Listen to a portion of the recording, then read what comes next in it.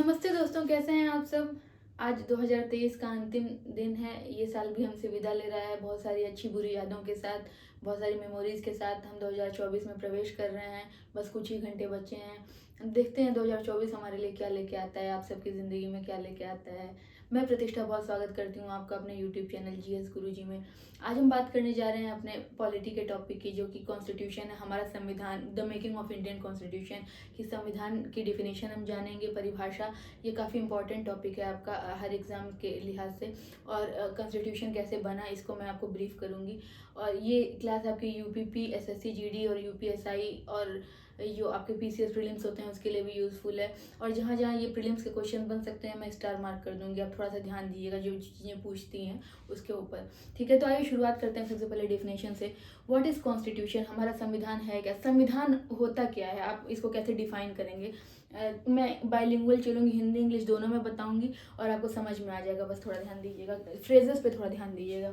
A constitution is a set of fundamental rules, fundamental rules मौलिक नियम, इसको हिंदी में कह सकते हैं। ये सब कीवर्ड्स हैं, मौलिक नियम। A constitution is a set of fundamental rules that determine जो तय करते हैं हाउ अ कंट्री और स्टेट इज रन। ठीक है, कॉन्स्टिट्यूशन जो है वो आपके ऐसी नियमावली है, ऐसे सेट ऑफ रूल्स हैं, सेट ऑफ इंस्ट्रक्शंस हैं जो कि ये तय करते हैं, that determines how a country और स्टेट इज रन, कि किसी देश का या राज्य का शासन कैसे किया जाता है। आप ऐसे समझिए कि जो हमारा संविधान है वो एक सेट ऑफ गाइडिंग प्रिंसिपल है, set of rules and regulations है, नियमावली है जो कि ये तय करता है कि हमारा देश या राज्य कैसे गवर्न होगा, कैसे चलेगा। जैसे आप जानते हैं कि 3 पार्ट्स होते हैं सरकार के, लेजिस्लेचर, एग्जीक्यूटिव, जुडिशरी। तो ये सारी चीज़ें कहाँ से आ रही हैं, संसद होता है, पार्लियामेंट होता है, संसद के अंदर सरकार, हमारे चुने हुए प्रतिनिधि जाते हैं। तो ये आपके संविधान के अंदर ही मेंशन है कि आर्टिकल 79 से that there will be a parliament, एक हमारा एक संसद होगा। ये आर्टिकल 79 आपका आर्टिकल 79 हमारे भारतीय संविधान में दिया गया है। तो ये सारी प्रोसीजर की कैसे कंट्री गवर्न होगा। अब अंग्रेज तो चले गए, देश तो बन गया। अब ये बात आती है कि हम इसको गवर्न कैसे करेंगे, इसके क्या रूल्स एंड रेगुलेशंस होंगे, what will be the deciding factors by which the country और state will be run. There comes constitution. Constitution forming बहुत इंपॉर्टेंट पार्ट था हमारी गवर्नेंस के अंदर। और जब देश आज़ाद हुआ तो सबसे पहला काम संविधान निर्माता समिति बनी और हमारा संविधान बना। तो मैं आपको ले चलती हूँ कि कहाँ से ये शुरुआत हुई। शुरुआत देखिए आपकी हो जाती है अंग्रेजों के टाइम से, अलग अलग चार्टर एक्ट आने लगते हैं। आपका जो है रेगुलेटिंग एक्ट से शुरुआत होती है 1773 में। उसके बाद आपके 1809 में ये मॉरली मिंटो रिफॉर्म्स आते हैं। फिर 1813 में चार्टर एक्ट आता है। फिर 1833 में नेक्स्ट चार्टर एक्ट आता है। ऐसा सीरीज चलती है। और हालांकि ये सारे कॉलोनियल इंटरेस्ट के लिए बनाए गए थे। कॉन्स्टिट्यूशन की शुरुआत तो हो चुकी थी लेकिन उसमें इंडियंस का कोई रोल नहीं था। वो कॉलोनियल गवर्नमेंट, ब्रिटिश गवर्नमेंट अपने इंटरेस्ट के लिए बनाती थी। उसके बाद आते हैं जब हमारे 1919 के रिफॉर्म्स आते हैं, जो उसके बाद फिर हमारा 1935 का आता है जो काउंसिल एक्ट आता है। ठीक है, अच्छा, सबसे पहले संविधान की मांग किसने की थी, तो एम एन रॉय ने। कभी आपसे अगर पूछ लिया जाए कि कॉन्स्टिट्यूशन की सबसे पहले डिमांड किसने की थी, तो M N Roy. M N Roy कौन थे, एम एन रॉय हमारे कम्युनिस्ट पार्टी के फाउंडर थे इंडिया के अंदर, एम एन रॉय। तो M N Roy was the first person who demanded a constitution. ठीक है, ये आपसे पूछ सकता है प्रीलिम्स में। ठीक, एम एन रॉय। अच्छा, एम एन रॉय हमारे जो है संविधान की डिमांड करते हैं। ये आइडिया जो होता है वो एम एन रॉय का आता है। एम एन रॉय कौन है, कम्युनिस्ट मूवमेंट के फाउंडर हैं। ठीक है, जो ये साम्यवाद है उसके फाउंडर इंडिया में जो है वो एम एन रॉय हैं। ठीक, उसके बाद से आपके जो डिफरेंट एक्ट्स आते हैं ब्रिटिश टाइम में, वो मैं थोड़ा सा लिख देती हूँ जो इम्पोर्टेंट है। सारे नहीं एक्ट आपको याद रखने हैं लेकिन कुछ कुछ हैं जरूरी जो आपको याद रखने होते हैं। मैं यहाँ पे थोड़ा सा हल्का सा लिख देती हूँ, उसको मेंशन कर देती हूँ। ठीक है, गवर्नमेंट ऑफ इंडिया एक्ट हम शुरुआत करेंगे 1858 से। जब हमारा 1857 का रिवॉल्ट होता है तो 1858 में जो है अंग्रेजों द्वारा, ब्रिटिश पार्लियामेंट द्वारा, रानी के द्वारा क्वींस प्रोक्लेमेशन आता है, गवर्नमेंट ऑफ इंडिया एक्ट 1858 आता है, जिसमें आपका ये होता है कि कंपनी रूल खत्म कर दिया जाएगा और अब महारानी, ब्रिटिश की जो क्राउन है वो इंडिया को रूल करेगी। ठीक है, तो ये गवर्नमेंट ऑफ इंडिया एक्ट 1858 आता है। उसके बाद मैं ईयर वाइज लिखती चल रही हूँ। फिर 1861 आता है, उसके बाद 1892, फिर 1909 जो ये मॉर्ली मिंटो रिफॉर्म्स होते हैं। और आपको पता होना चाहिए कि जो Morley Minto was known as the communal father of India. पहली बार जो है कम्युनल बेसिस पे सीटों की बंटवारे की बात इसी 1909 की जो चार्टर एक्ट में हुई थी 1909 मॉर्ली मिंटो रिफॉर्म्स। ये थोड़ा सा इंपॉर्टेंट है, अक्सर आपसे पूछ सकते हैं मॉर्ली मिंटो रिफॉर्म्स, इसको मैं स्टार मार्क कर दे रही हूँ। मॉर्ली मिंटो रिफॉर्म्स कब आए, ठीक है, मॉर्ली मिंटो रिफॉर्म्स क्योंकि ये इसमें पहली बार जो है कम्युनल बेसिस पे सीटों के बंटवारे की बात होती है। तो ये मॉर्ली मिंटो रिफॉर्म्स 1909 में आते हैं। और ये मॉर्ली को जो मिंटो को जो है वो फादर ऑफ कम्युनलिज्म कहा जाता है इंडिया में, ठीक है। उसके बाद 1909 में आते हैं आपके मॉन्टेग्यू चेम्सफोर्ड रिफॉर्म्स, ठीक, मॉन्टेग्यू चेम्सफोर्ड। ये सब अगर आप लोग तैयारी के बच्चे हैं तो आप लोगों ने पढ़ा होगा।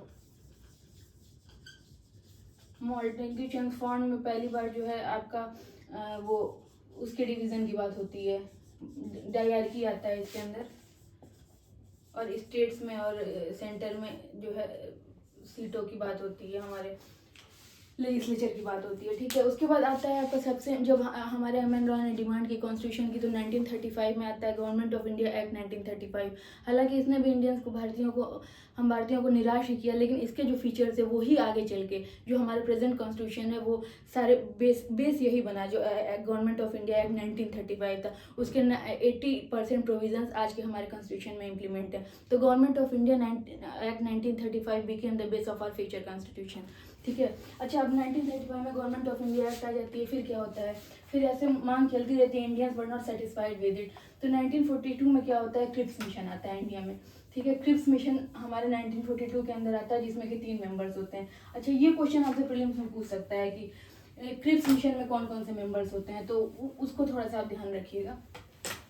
क्रिप्स मिशन में हमारे कौन कौन से मेंबर्स होते हैं, पैसिफिक लॉरेंस होते हैं। क्रिप्स मिशन 1942 में आता है हमारा, 1942 में क्रिप्स मिशन, ये इंपॉर्टेंट है, ये प्रीलिम्स में पूछता है या वन लाइनर के पीसीएस में भी पूछ सकता है। क्रिप्स मिशन 1942 में हमारा आता है, और उसके अंदर 3 मेंबर्स होते हैं, तीनों मेंबर्स का नाम भी पूछ लेता है आपसे। पैसिफिक लॉरेंस, जो स्टार मार्क कर रहे हैं उसको आप लिख सकते हैं, पैसिफिक लॉरेंस, एवी अलेक्जेंडर, और एक खुद स्टेफोर्ड क्रिप्स, जिनके नाम पे ये क्रिप्स मिशन है, ठीक है। ये 3 मेंबर्स रहते हैं, और ये तीनों का नाम आपसे पूछ लेता है एग्जाम्स में, तो इसको थोड़ा सा देखिएगा। Pethick Lawrence, AV Alexander, Stafford Cripps were the 3 members of the Cripps mission which came in India in 1942। 1942 में क्रिप्स मिशन आता है, जिसमें ये 3 मेंबर्स रहते हैं, Pacific Lawrence, AV Alexander, Stafford Cripps. अच्छा, अब होता है क्या, क्रिप्स मिशन तो आ जाता है, लेकिन Cripps mission was a big failure in India. वो इंडिया में सक्सेस नहीं होता है, वो फेल कर जाता है। क्यों? क्योंकि देखिए, मुस्लिम लीग जो मोहम्मद अली जिन्ना साहब थे, उनकी ये डिमांड थी कि हमको सेपरेट स्टेट चाहिए, अलग देश चाहिए, उनकी वो डिमांड थी, जो कि ये फुलफिल नहीं करता था क्रिप्स मिशन। और इंडिया की जो हमारी भारतीय कांग्रेस पार्टी थी, इंडियन नेशनल कांग्रेस, तो उनकी ये डिमांड थी कि जो है हमको आज़ादी चाहिए, डोमिनियन स्टेटस नहीं चाहिए, हमको आज़ादी, पूर्ण आज़ादी चाहिए। तो दोनों के अपने अपने कंसर्न थे, और दोनों अनसेटिस्फाइड थे, तो क्रिप्स मिशन इंडिया में फेल कर जाता है। फिर 1945 में आता है आपका कैबिनेट मिशन। कैबिनेट मिशन जब हमारे इंडिया के अंदर आता है, तो फिर कैबिनेट मिशन ही हमारे संविधान का बेस बनता है, जिसके उस पे बेस पे हमारा कॉन्स्टिट्यूशन बनता है। कैबिनेट मिशन वॉज सक्सेसफुल, ठीक है।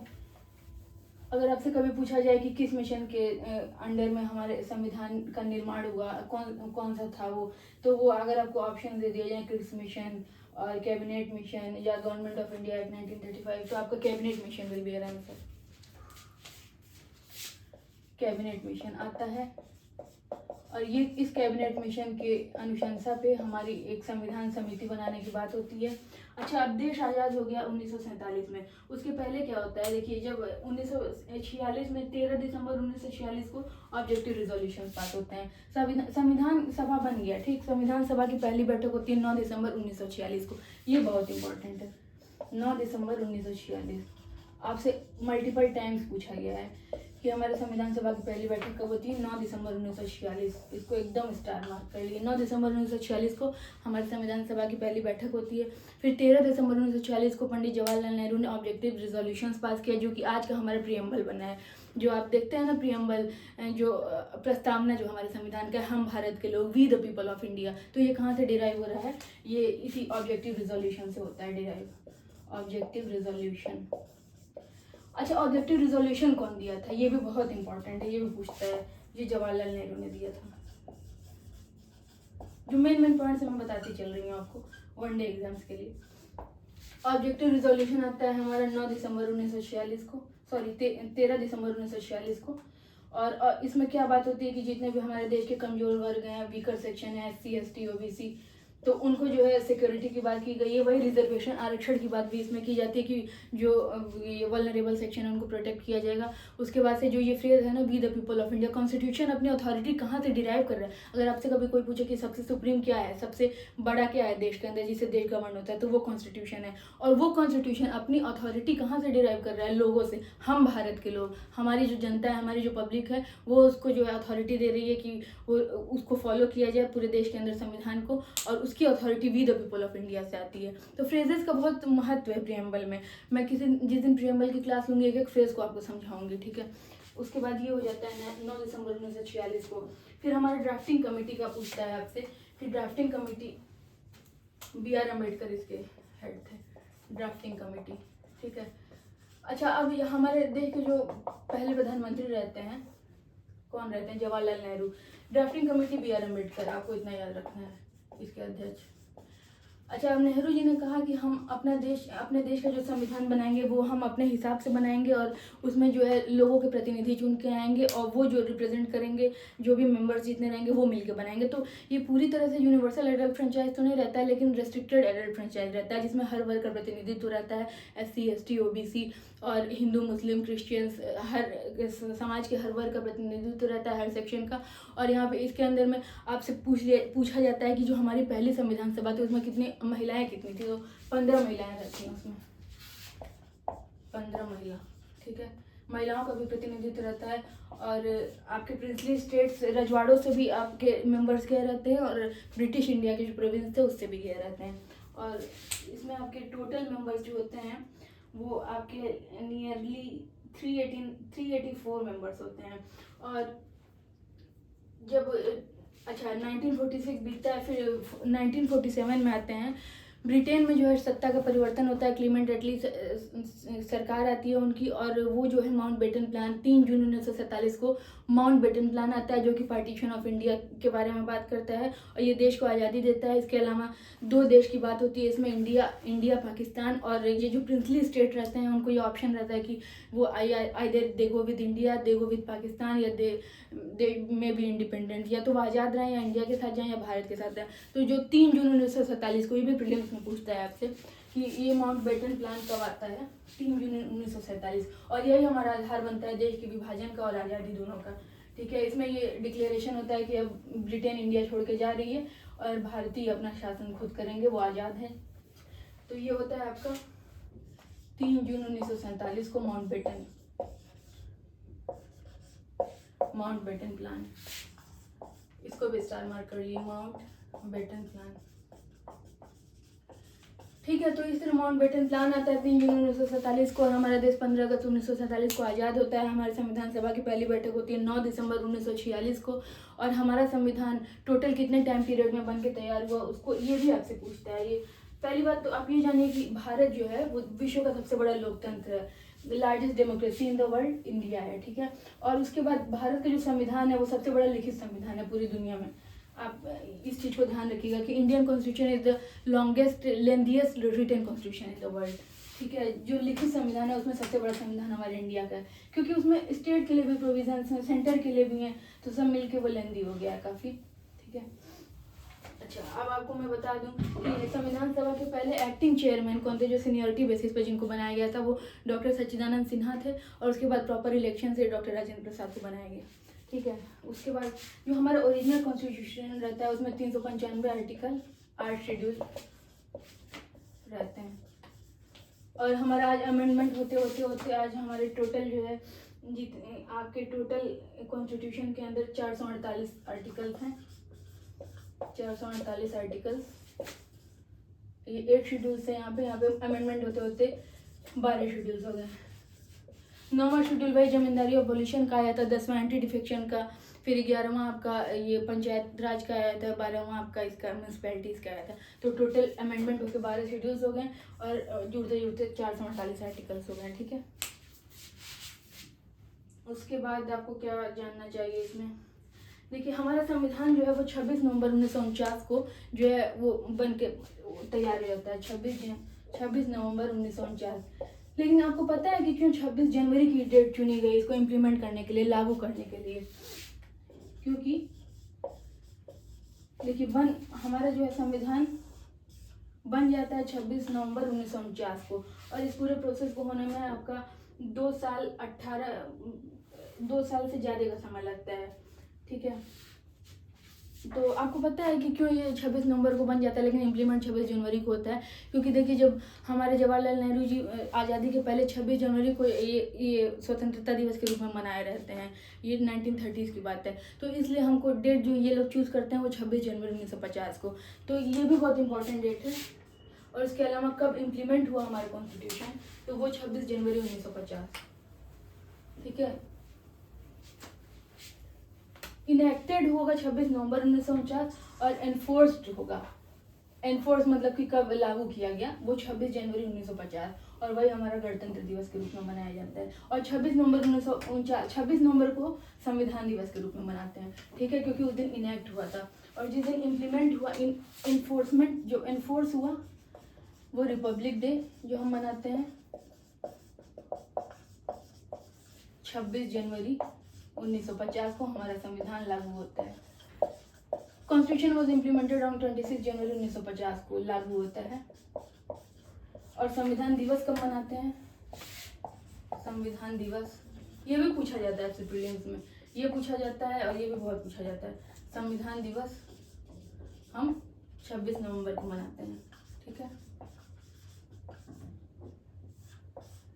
अच्छा अब आप संविधान ऐसे समझिए ये गीता, बाइबल, कुरान सब कुछ है देश चलाने के लिए, इससे ऊपर कुछ नहीं है। अगर कभी जुडिशरी भी आउट ऑफ द वे जाती है तो आप कहाँ रिफर करेंगे? अगर वो अनकॉन्स्टिट्यूशनल कोई वर्डिक्ट नहीं दे सकते, ना सरकार कोई अनकॉन्स्टिट्यूशनल नियम बना सकती है, ना आप संविधान में संशोधन भी बहुत ऐसा नहीं है कि बहुत फ्लेक्सिबल है, रिजिडिटी है और आपको बहुत सारे तरीकों के प्रोसेस से गुजरना होता है। ठीक है, तो संविधान ही हमारा गीता, बाइबल, कुरान सब है सरकार चलाने का, देश चलाने का। आप ऐसे समझ लीजिए ये वो नियमावली है जिससे पूरा देश को गवर्न किया जाता है, पूरा देश चलता है, सरकार कैसे रन करेगी और जुडिशरी कैसे काम करेगी, लेजिस्लेचर हमारा पार्लियामेंट कैसे काम करेगा, राज्यसभा, लोकसभा, विधानसभा, सब कुछ इसमें दिया हुआ है कि कैसे कौन काम करेगा।